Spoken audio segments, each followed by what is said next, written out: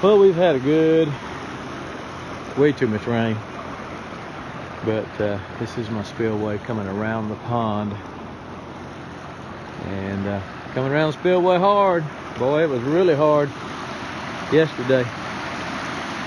This was up here. I mean, it was high. Could not see that big rock laying there, and there's some that concrete slab right on the other side of the rock. Couldn't see that. Water was way up above that. It's running now. Boy, it was really running yesterday.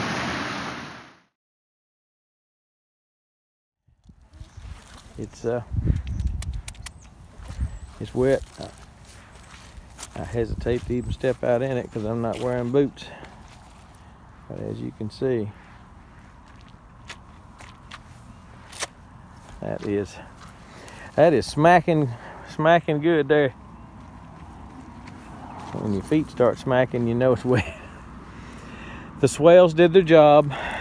The swales didn't let it really wash. We had some hard rain, and it's going to wash because this is downhill.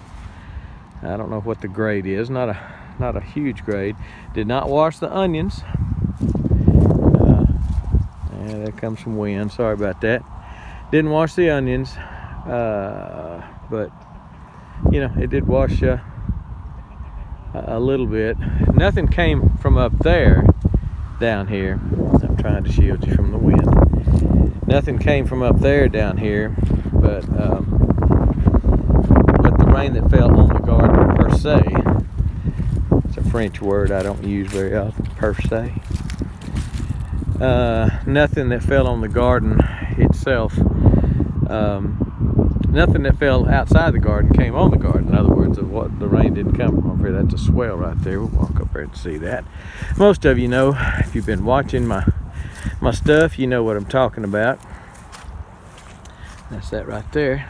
Little channel, terrace here, gully, catches the water, runs it around my garden instead of running it down through the garden like it was last year. I had a lot of stuff washed last year, put those swales in, and on both gardens. You can see that one is still pretty doggone wet because this is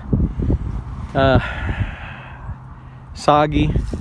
Just hope I don't lose the taters. So I hope they don't rot, which can happen if they get too wet.